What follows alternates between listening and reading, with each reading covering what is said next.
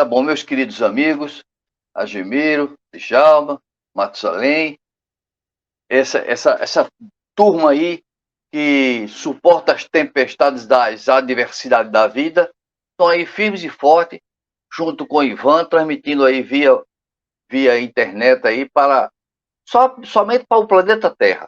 Ainda não tem transmissão para outros planetas, não. A o planeta Terra vai abarcar todo o planeta. Bem, são vários contos, vários fenômenos que acontecem conosco. E eu estava hoje fazendo exames médicos, saí para fazer exames, aí uma coisa eu vou fazer contar um fato muito corriqueiro da minha vida que deve ser muito interessante. O meu pai, Elísio Jorge, ele era orador espírita, e como tal, ele enfrentava debates, polêmicas. Por quê? Porque ele gostava de discutir. Principalmente porque um terço da nossa família é da igreja presbiteriana, um terço. E o pai de meu pai era protestante, da igreja presbiteriana. Quando passaram, tanto meu avô, Joca, como meu pai e minha avó, Elisa Júlia, passaram a ser espíritas, foram perseguidos, foi uma confusão, polêmica, discussões. Os pastores se reuniam, estudavam juntos para fazer os embates e discussões com meu pai. E era um negócio assim que a gente presenciava noitadas de discussão, começava às 7 da noite, ia até meia-noite, 1 da manhã, discussões bíblicas, que não leva a muita coisa não, mas acontecia. Bem, eu estava casado no ano de 1968, já casado. Em 1969, no mês de outubro de 69, a minha esposa aguardava o primeiro filho. A qualquer momento ele ia nascer. Era dia 20 de outubro de 1969. O primeiro filho ia nascer. Aí, nessa expectativa, eu estava trabalhando no Banco do Brasil, quando chegou um recado. Sanelis, tem uma ligação para você nos Correios e Telégrafos. Uma ligação. Você pode se ausentar da agência e ir aos Correios, porque pode ser coisa importante. Pedi licença ao chefe e fui aos Correios.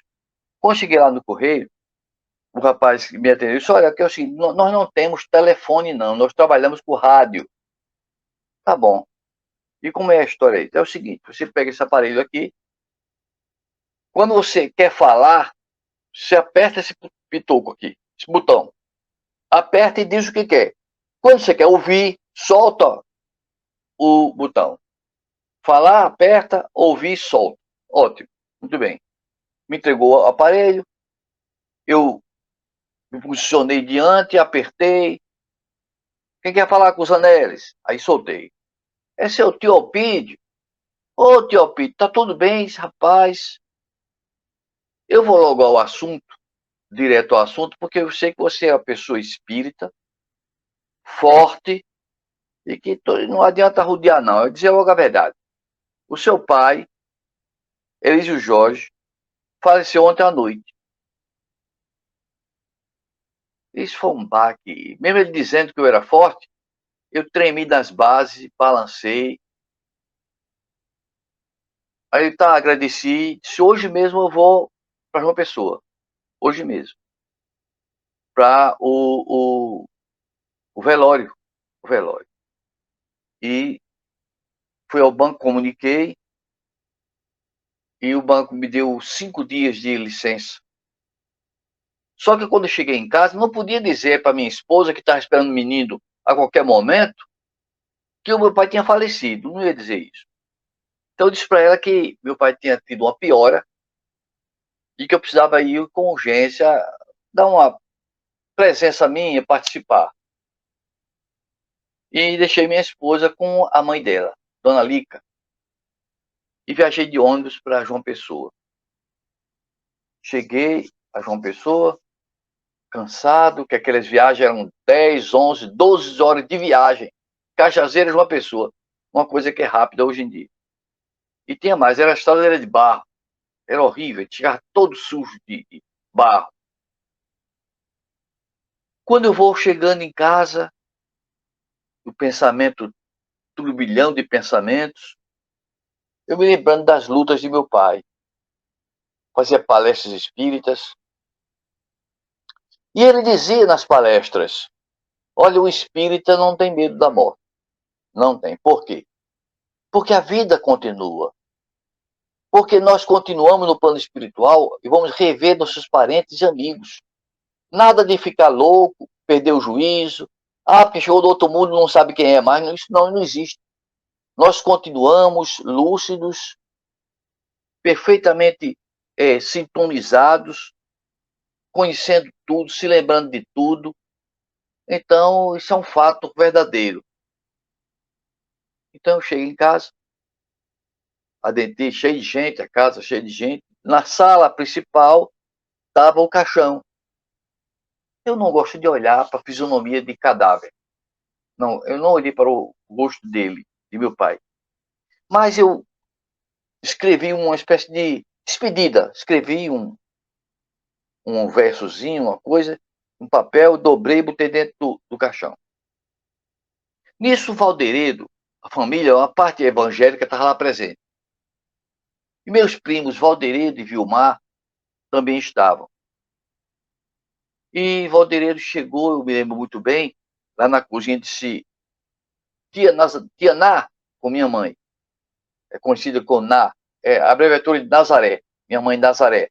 Tia Ná, eu trouxe por precaução aqui um estojo inox com agulhas e seringa dentro, para a senhora esterilizar, deixar tudo pronto, porque se acontecer que a mãe de meu tio Elísio, ó, tio Elísio falece, meu pai falece, a mãe dele era viva.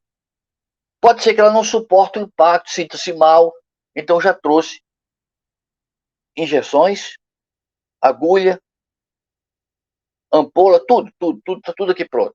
Mamãe foi lá, botou no fogo, ferveu, porque a esterilização era fervendo. Ferveu, deixou tudo em ordem, e o pessoal lá no velório ali arrodeado. E nisso minha avó Elisa Jorge, que minha avó Elisa Jorge, é bom que se diga, era médium, era médium. Ela tinha uma facilidade mediúnica muito interessante.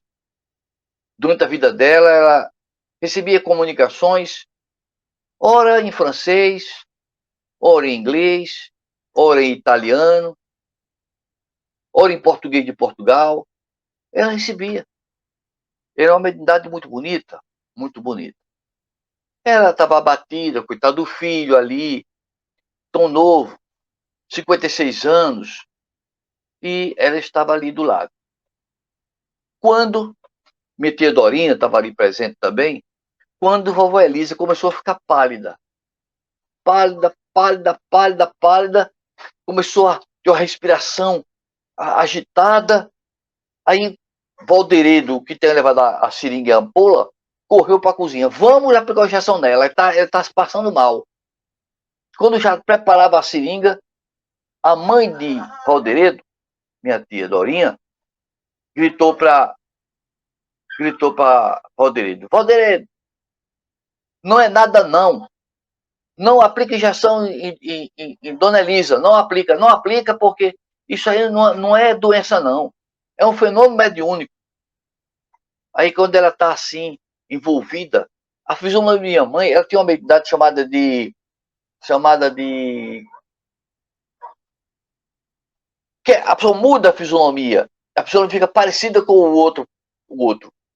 E eu esqueci da expressão correta, né? Então ela mudou a fisionomia e ficou parecida com meu pai. Aí, transfiguração. Pronto, transfiguração. Ela transfigurou-se.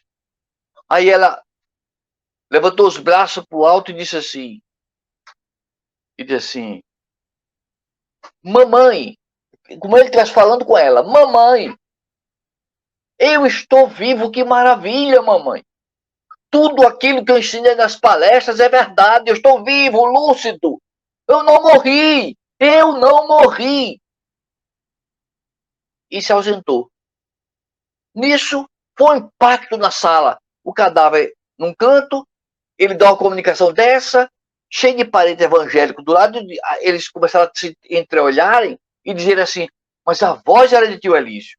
A voz e a fisionomia era de tio Elísio. Que coisa, que coisa.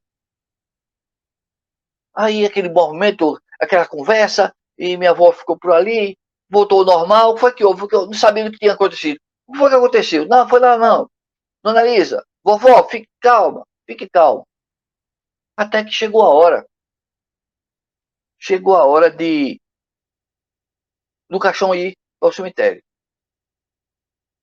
As pessoas chegaram, levou num carrinho. Aí perguntaram, você vai, Zanelli, pro cemitério? Eu disse, vou não. Não vou não porque ele não vai ficar, meu pai não vai ficar no cemitério. É só o corpo.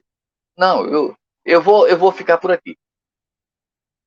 Dona Ná, a minha mãe, Nazaré, a senhora vai pro cemitério? Vou não, meu filho, vou não.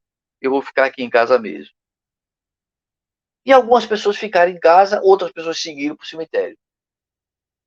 Quando o caixão foi colocado em cima da carretazinha, que estava na porta de nossa casa, na rua Luiz Lianza, número 640, no bairro dos Expedicionários, em João Pessoa, ano de 1969, dia 21 de outubro.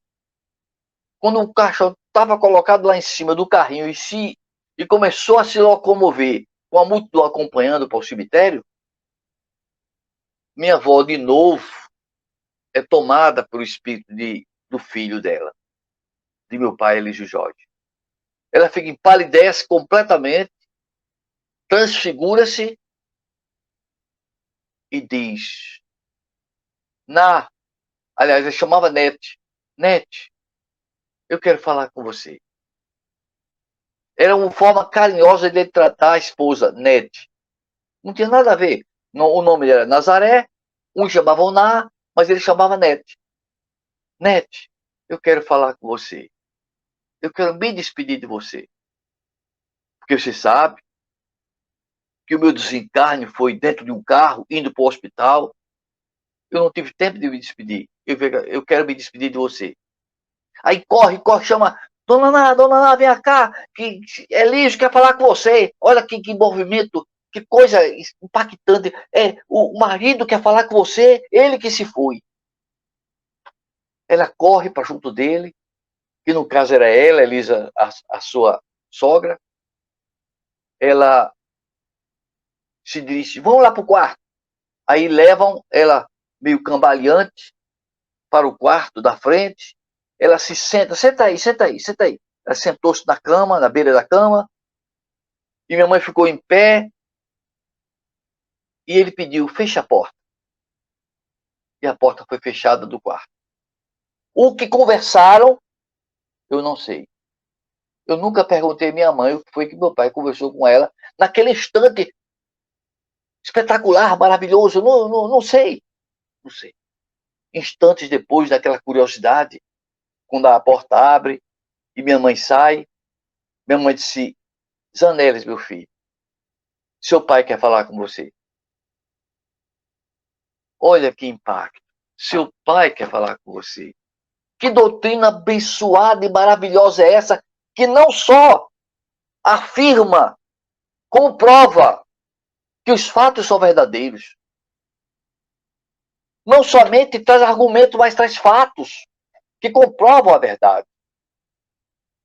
Então nós, espíritas, somos agraciados pela certeza de que a vida continua após a morte. E aquele que parte não fica doido, não fica maluco, não fica desequilibrado, não fica esquecido, como dizem alguns, que é dar um esquecimento total. Isso não existe. Vá, meu filho. Seu pai quer falar com você. Eu entrei no quarto. Entrei no quarto, minha avó sentada na cama, mas a fisionomia de meu pai. Estendeu as duas mãos para mim Eu peguei nas mãos dele, segurei das duas mãos, olhei bem nos seus olhos, e ele disse: meu filho, não se esqueça de Jesus. Diz: papai, eu jamais vou esquecer de Jesus. Continue, meu filho, a pregar o evangelho de Jesus por onde você andar. Eu vou fazer isso, meu pai. Não me lembro mais o que conversamos. Além disso, essa essência eu me recordo, o restante eu não me lembro mais. Só que no final ele diz assim: chame Elísio, Elísio filho, seu irmão. Eu saí do quarto. Cadê Elísio? Cadê Elísio, meu irmão? Aí disse: você está lá no quintal. Eu fui lá pro quintal correndo. Aí estava debaixo do pé de manga rosa, no fundo do quintal, estava meu irmão Elísio, acocorado, chorando acocorado. Elísio, enxugue suas lágrimas e corra, que papai quer falar com você. Papai, como papai? Através de vovó Elisa, papai quer falar com você, vá. E ele foi falar. Meus amigos, não tem preço. De forma alguma tem hipótese de ser mais consolador do que isso. Você conversar com alguém que acabou de partir. De trazer essa convicção, essa certeza absoluta de que a vida continua. De que a vida continua. Aí minha mãe disse assim: eu pedi a Elísio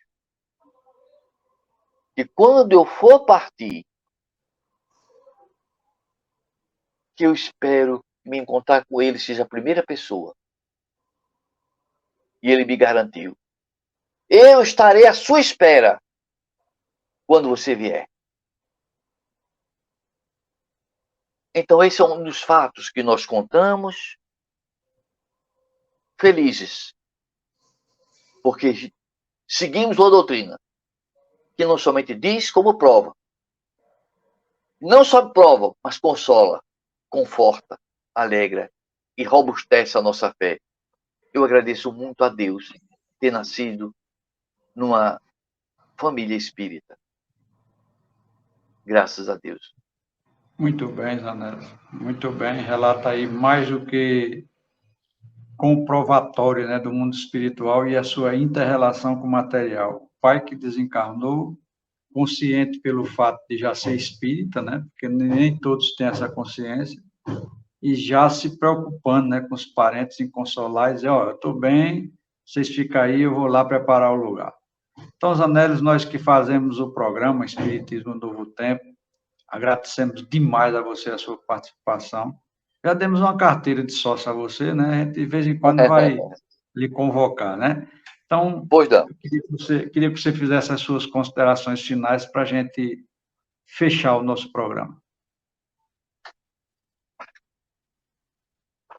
Nós imaginarmos que meus pais eram da igreja presbiteriana e que tudo começou com minha avó Elisa Jorge, quando recebia comunicações falando em outras línguas. Meu avô Joca foi lá dentro almoçar e minha avó Elisa ficou no balcão, despachando na mercearia que eles tinham. E chegou um senhor, isso na Ilha do Bispo, em João Pessoa. Um senhor que se dizia italiano, estava de passagem por João Pessoa. E entrou naquela mercearia para fazer compras. E então ela incorporou, minha avó incorporou. Quando meu avô terminou de almoçar, que voltou para trocar, ou seja, meu avô chegava lá no balcão, ficava tomando conta e ela ia almoçar. Primeiro ele foi, depois trocava com ela. Quando ele chegou lá no balcão, o cidadão disse assim: ô meu amigo, a sua esposa é de qual cidade da Itália? Disse, não, minha esposa é daqui, da Paraíba mesmo. Disse, não, o senhor tá... eu conheço o sotaque dela, daquela região lá da Itália. Eu conheço muito. Conversei com ela aqui quase meia hora, em perfeito italiano. Não, ela não sabe falar italiano, não. Tudo um fenômeno mediúnico. Conversou. Então, eu tive esse processo, foi o início da ingressão da família de Elisa Jorge e de vovô Joca para o Espiritismo, porque só o Espiritismo explicava. Abandonaram toda a trajetória da Igreja Protestante, tornaram-se espíritas e por isso foram muito, muito incompreendidos, mas foram muito felizes e eu sou muito agradecido a Deus de viver numa doutrina tão esclarecedora e tão consoladora como a doutrina dos Espíritos.